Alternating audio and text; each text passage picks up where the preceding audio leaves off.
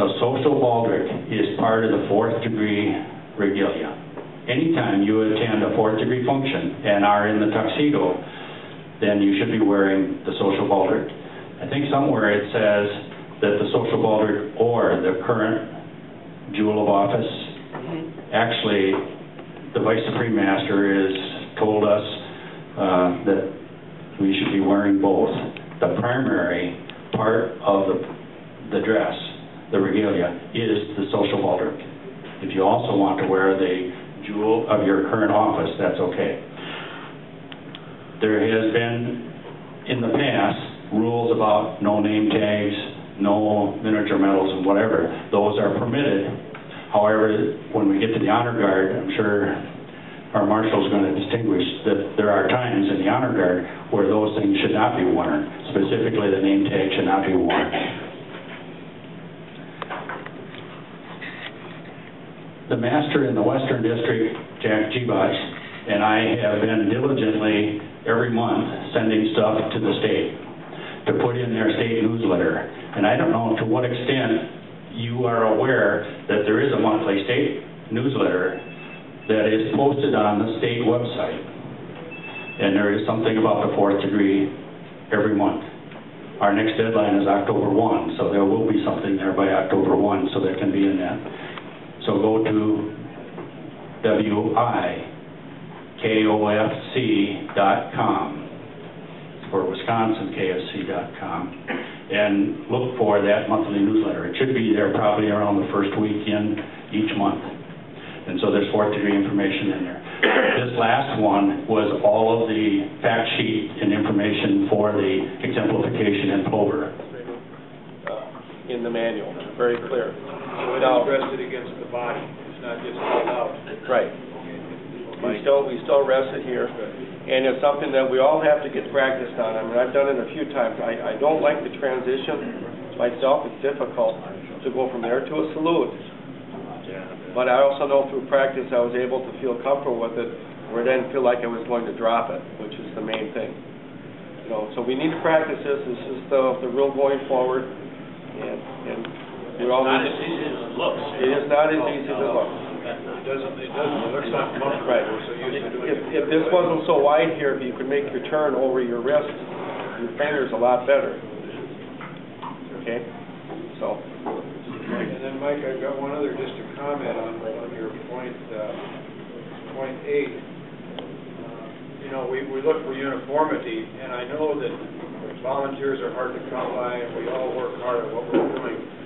But if there was some way that the assemblies could work with the honor guard members that have the old type capes with the non-shiny, I don't know what the fabric is called, but you know, they're outdated. And if there was some way that the assemblies could help the members to get to these new capes with the satin, they look so much better. And I think once again we're after uniformity, and there's another way to have the uniformity. So that's just my comment. Yeah, John is from my assembly, and we have a policy where anyone who comes into the honor guard, the assembly will pay half of their regalia.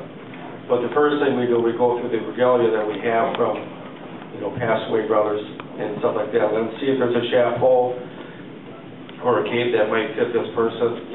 And then once we're operating, I won't say we're tough on each other, but we know what the standard is, and we do that between everybody critiques. And I always say it's like the monkeys sitting around in a group and they're picking bugs off each other's backs. You know, we're fixing each other's ties, and we're making sure the flag didn't get turned around when we were putting our stuff on. But we do tell our fellow honor guard members that, you know, we have one with a faded white shirt, that shirt needs to be replaced by next time, or you won't be able to participate. But initially, our assembly does help pay for half of the cost. That is one of our projects, and beef it up so that it's really recognizable by all of the knights and the community. Maybe we need to start one if we don't have a good one. Consider that in your goals and your goal setting for the year. Many people participate in RSVP projects, and I know the councils do strongly, but Wisconsin is one of the leaders in the RSVP program. and you look at any of the data that comes forth, we lead the pack, partially because of our strong Catholic background in this particular part of the country. But the Knights are doing a tremendous job in supporting that program. If you don't do an RSVP, maybe you should consider that as a project that could be going on. Two final thoughts. One, and then I'm going to open it up and see if you've got any questions, or also if you've got any announcements. One is, we must be active third-degree members.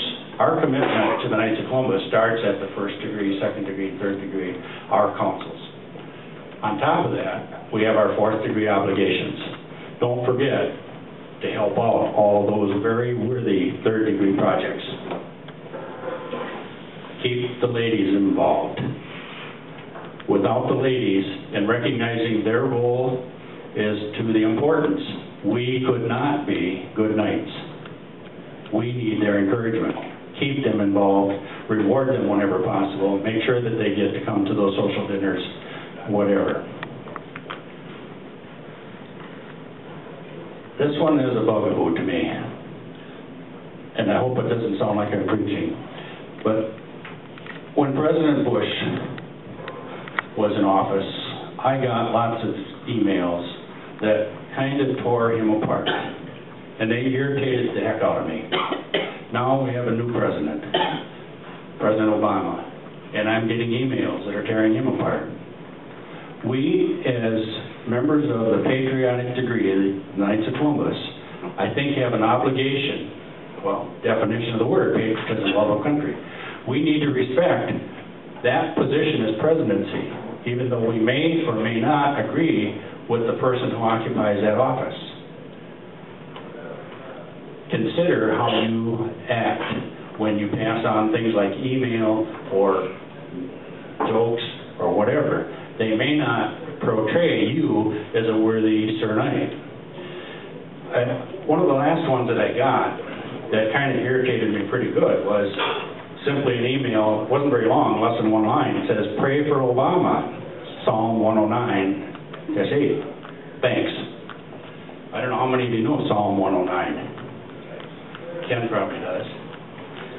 But it is a cry for vengeance. And it has a place in theology. Section 8, the one they wanted us to pray is, "Let his days be few, and let another take his office." That's kind of a political statement, I guess. Oh, yeah. But you know what 109.9 is? The very next one.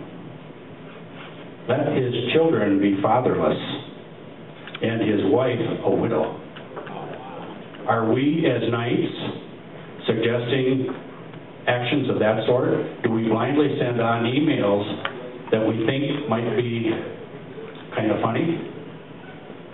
Are we overstepping our bounds? Let's take a look at Hoaxlayer, Snoops, some of those sites before we get too active in the use of the new technologies. That one kind of got to me. I wasn't so sure that, well, that was a good Methodist. Unfortunately, it was not.